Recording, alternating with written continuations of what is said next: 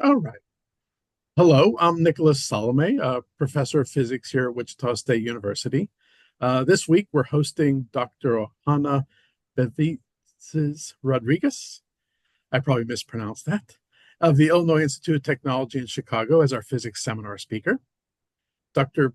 Benevides does her research in low energy neutrino physics at Oak Ridge National Lab at Haifa Reactor, and the seminar is at 2 p.m. in Jabara Hall 226 on Wednesday, November 6th.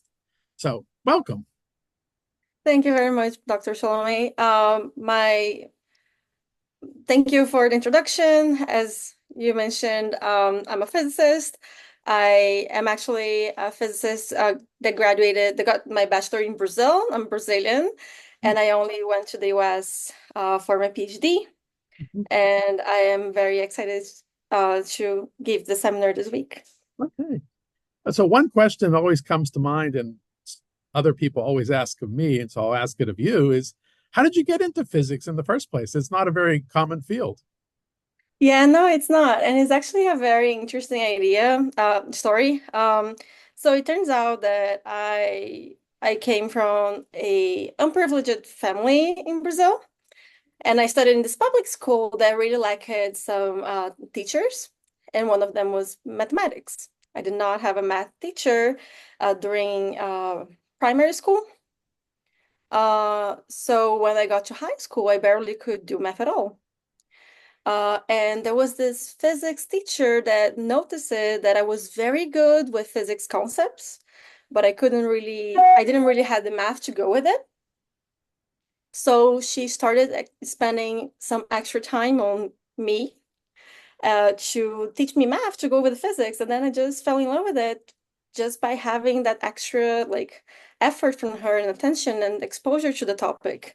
And from then it was just falling in love every time more Oh, each okay, time. good. Here at WSU, we have a healthy group of physics majors, and actually, we have a large number of women in our undergraduate and graduate programs. Would you give them any special advice? I would, in fact. It turns out that physics is not, as you probably already know, great to women.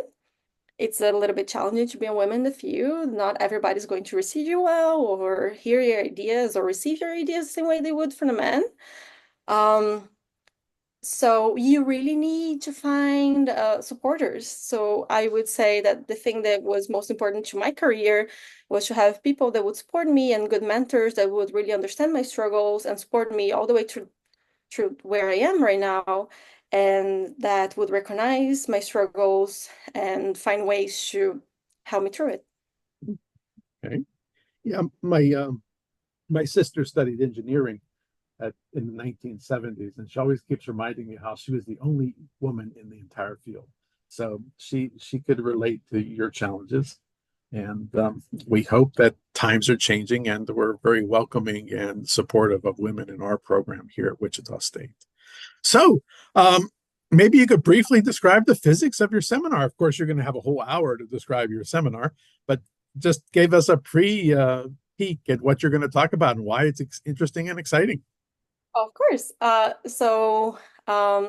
I studied these teeny tiny particles called neutrinos. They are produced in several different sources.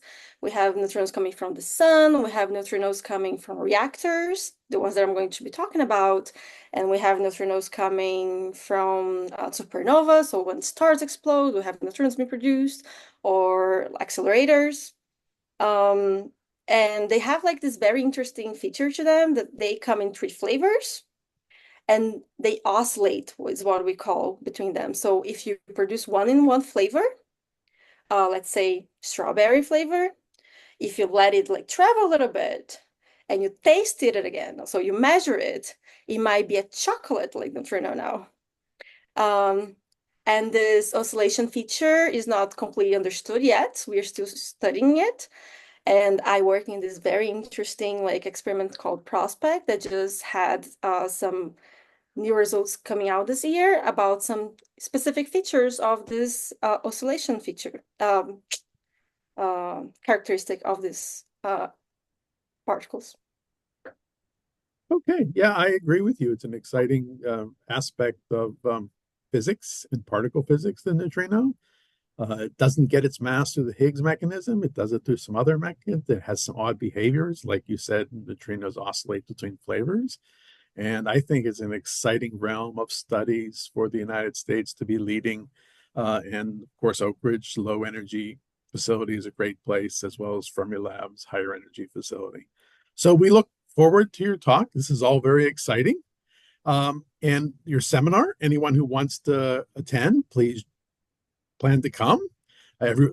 You're welcome. Everyone's welcome. We're going to actually have coffee and cookies 30 minutes before at 1:30 in Jabara Hall 030. And the seminar is at 2 p.m.